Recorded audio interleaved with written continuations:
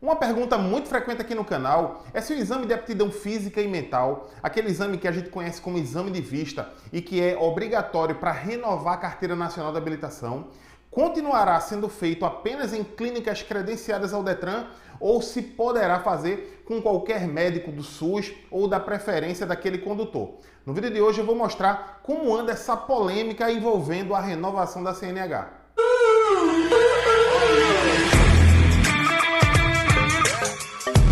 Olá, eu sou o professor Carlão, seja muito bem-vindo ao Manual do Trânsito, o mais completo canal sobre trânsito e mobilidade humana do YouTube Brasil. Para que o vídeo não fique muito longo, nem vou pedir hoje para se inscrever no canal e deixar o like. Você já sabe o que tem que fazer. Peço sua atenção porque se você se distrair, talvez perca a linha de raciocínio.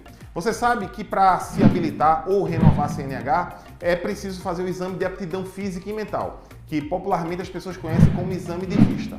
Hoje, a nossa legislação diz o seguinte lá no artigo 147. O candidato à habilitação deverá submeter-se a exames realizados pelo órgão executivo de trânsito na seguinte ordem. E aí ele estabelece uma ordem a ser seguida. Mas aí, no intuito de alterar essa redação, o projeto de lei que veio lá do presidente da República trouxe essa mudança. Veja como ficaria. Artigo 147. O candidato à habilitação se submeterá a exames na seguinte ordem. Perceba que ele excluiu aí a obrigatoriedade de passar pelo órgão executivo dos estados, que são os DETRANs. E, consequentemente, desta forma, o candidato e quem vai fazer a renovação também poderia fazer livremente com o médico da sua preferência. Por essa proposta do presidente da República, não necessariamente deveria passar pelo Detran. Porém, ao chegar no Congresso Nacional, ele passou a ter uma nova redação. Olha só.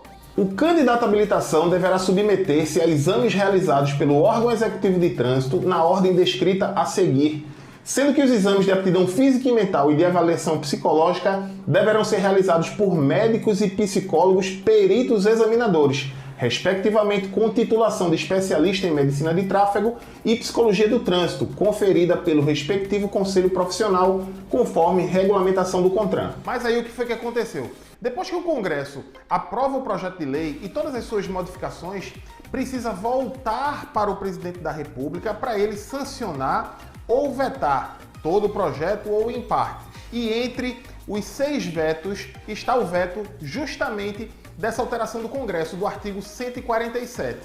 Dessa forma, não fica a redação que foi proposta pelo presidente, mas também não fica a redação que o Congresso aprovou. Fica valendo a regra atual. Mas ainda tem 2 detalhes interessantes. O primeiro é de que, quando o presidente da República veta, o Congresso analisa o veto e pode deixar permanecer aquele veto ou pode derrubar o veto. Então ainda existe a chance do Congresso derrubar o veto e permanecer a redação que foi aprovada no Congresso Nacional. Mas caso não seja derrubado o veto e seja mantido a regra atual, quem regulamenta o credenciamento dessas clínicas é uma resolução do CONTRAN, a resolução 425.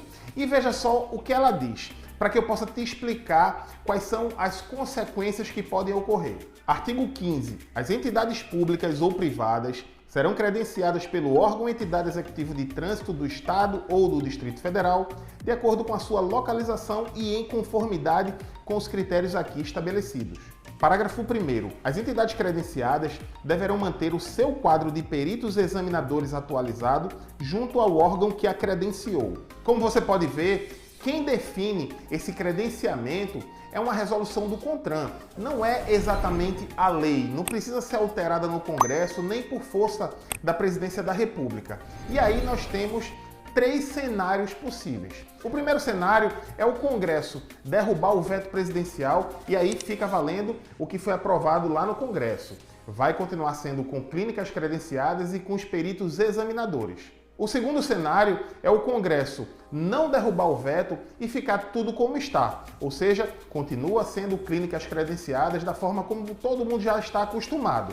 Mas tem o terceiro cenário, que é ficar como está por um período e o presidente determinar o Conselho Nacional de Trânsito para flexibilizar a resolução do CONTRAN em relação a clínicas credenciadas. Portanto, precisamos aguardar como o Congresso Nacional vai se posicionar em relação ao veto presidencial do artigo 147.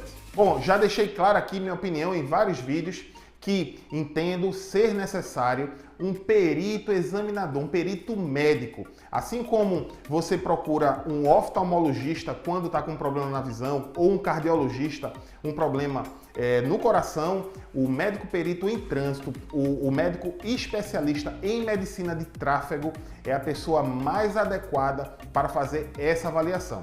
O grande problema que as pessoas ficam revoltadas é que muitos exames de aptidão física e mental são feitos de qualquer jeito.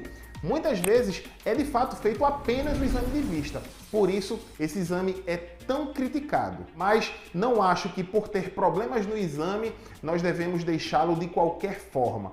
Tem sim que cobrar que o exame seja feito de fato como se deve ser feito. Mas, como eu não sou o dono da verdade, eu quero saber a sua opinião. O que é que você acha em relação a tudo que foi discutido nesse vídeo aqui? Deixa abaixo nos comentários, vou fazer questão de ler todos os comentários e responder sempre que possível. Eu recebo sempre muito comentário, é impossível responder para todo mundo. Espero que a informação tenha sido útil. Se gostou, não esqueça de deixar o like e de compartilhar para outras pessoas.